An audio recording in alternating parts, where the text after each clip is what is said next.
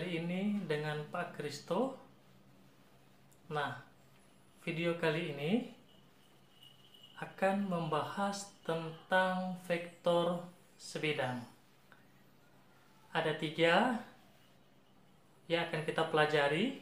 Yang pertama adalah pengertian dari besaran vektor. Yang kedua, itu bagaimana cara penulisan dan penggambaran vektor. Yang ketiga, itu adalah bagaimana cara menjumlahkan atau mengurangkan vektor. Nah, kita mulai dari yang pertama terlebih dahulu. Apa sih itu besaran vektor?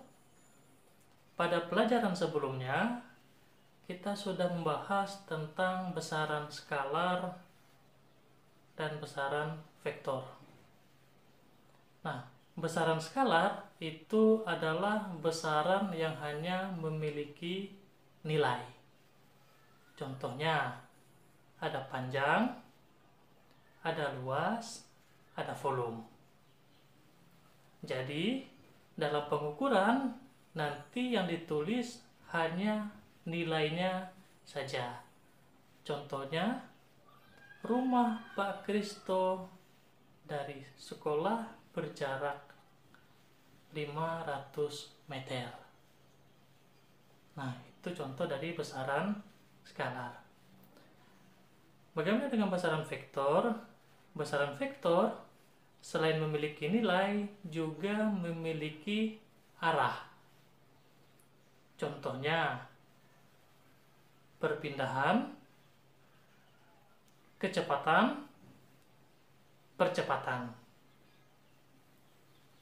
Nah, jadi dalam pengukuran nanti akan ditulis selain nilai juga terdapat arahnya.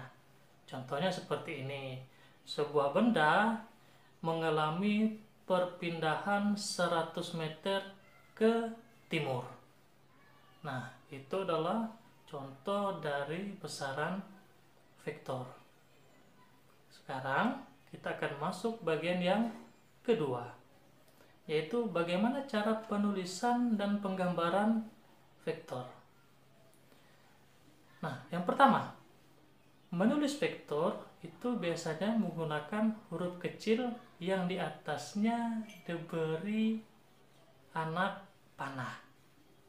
Nah, menggambarnya bagaimana? Menggambarnya itu diberi garis lurus yang ujungnya ada arah panah. Nah, panjang garis itu menunjukkan berapa besar vektor itu, sedangkan arah panahnya itu menunjukkan arah vektor itu kemana. Nah, itu adalah cara menulis dan menggambar vektor.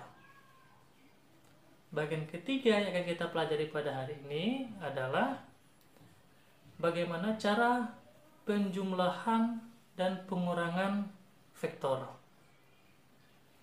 Nah, jika vektornya lebih dari 1, misalnya 2, atau 3, atau 4, atau lebih dari itu, bisa dijumlahkan dengan beberapa metode. Metode pertama itu adalah metode segitiga. Nah, metode segitiga nanti hasilnya akan berbentuk segitiga. Yang kedua itu metode jejar genjang. Nah, sama seperti yang segitiga tadi, maka hasil gambarnya nanti akan berbentuk jajar genjang. Metode segitiga dan metode jajar genjang ini hanya bisa atau dipakai untuk menjumlahkan 2 vektor saja. Nah, bagaimana kalau vektornya lebih dari 2? Maka menggunakan cara yang ketiga, yaitu menggunakan metode poligon. Nah, metode poligon ini bisa 3, 4, 5 atau lebih buah vektor. Nah, itu cara menjumlahkannya. Bagaimana cara mengurangkannya? Sama dengan metode menjumlahkan, dia bisa pakai metode segitiga, bisa pakai metode jajar genjang kalau dia dua buah vektor, atau dia menggunakan metode poligon. Nah, terus seperti apa bedanya? Bedanya ketika ada vektor yang akan dikurangkan, maka tanda panahnya atau arah panahnya itu akan berbalik. Contohnya, jika vektor A-nya ke arah kanan, ditambah vektor B-nya ke arah atas, nah, maka dia bisa dijumlahkan langsung. Kalau dia dikurang, maka vektor B yang tadi ke arah atas itu akan berbalik arah menjadi arahnya ke bawah. Nah, itu dia cara mengurangkan vektor. Begitu saja materi kita pada kali ini. Semoga materi ini bermanfaat bagi kita.